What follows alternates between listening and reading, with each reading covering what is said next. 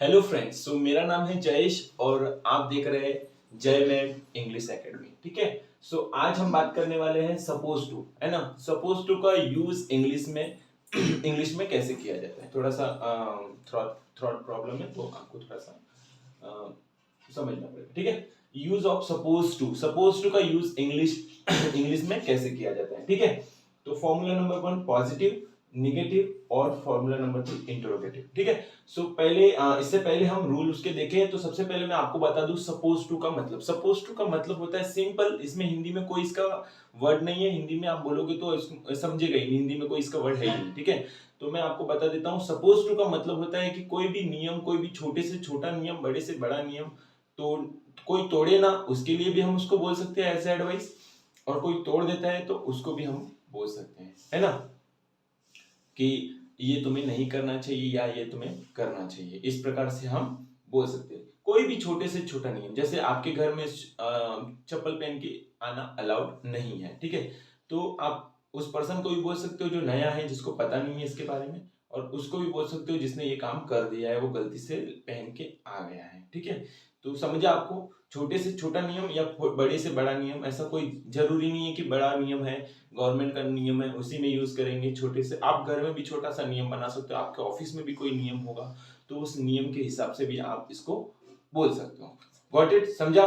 ठीक है। तो सपोज टू का यूज किया जाता है पॉजिटिव में। सब्जेक्ट सबसे पहले आएगा, subject plus am are is. ठीक है। एम रहेगा हमेशा आई के साथ, पता है आपको। प्रेजेंट टेंस की बात करो, प्रेजेंट में आई के साथ हमेशा एम।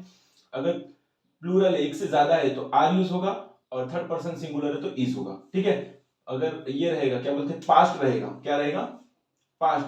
पास्ट में रहेगा तो वॉज वर्ब का यूज होगा, है ना, वॉज वर्ब का यूज होगा। उसके बाद सपोज टू प्लस ऑब्जेक्ट। जैसे सपोज मैंने एग्जांपल दिया है यहाँ पे, I am suppose to reach my office at 9 AM। मैं खुद को बोल रहा हूँ कि मुझे 9 बजे तक ऑफिस पहुंचना चाहिए, है ना।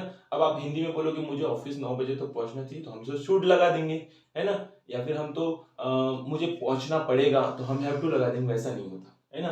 तो सपोज टू मतलब एक नियम है, वो नियम के हिसाब से मुझे चलना चाहिए, वो नियम को टूटे नहीं देना चाहिए, है ना। अगर आप कोई नियम तोड़ देगा तो आपको नेगेटिव में बोलेगा कि आपको ये चीज नहीं करनी चाहिए। ठीक है, समझा। जैसे मुझे ऑफिस में 9 बजे पहुंचना चाहिए, है ना। जैसे मैंने एक रूटीन बनाया कि मुझे एक वीडियो रोज बनाना चाहिए, तो मैं बोलूंगा I suppose to make video every day. समझा आपको, मुझे ऐसा करना चाहिए, मुझे ऐसा ही करना चाहिए, यही तय हुआ था, है ना। इसके बाद अगर तुम जाओगे तो वो चीज नहीं करनी चाहिए, तो बोलेंगे I am not suppose to do this. समझा। ठीक। नेक्स्ट निगेटिव में कैसे रहेगा, subject plus am are is. ठीक है, वही है, सेम, पूरा सेम रहेगा, सिर्फ हेल्पिंग वर्ब के बाद क्या लग जाएगा, नॉट लग जाएगा, है ना।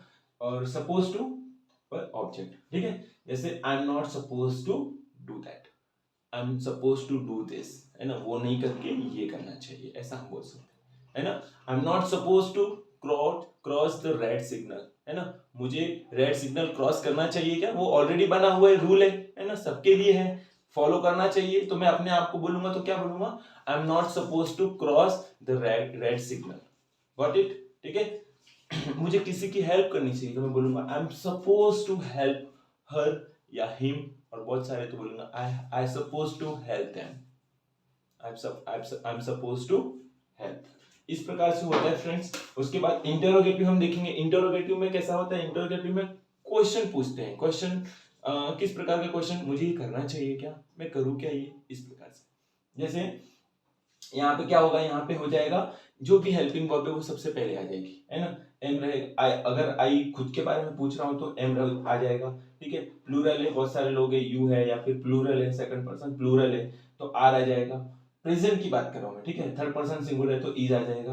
और अगर पास्ट की बात करूँ तो यहाँ पे आ जाएगा वॉज, है ना, और यहाँ पे आ जाएगा वर।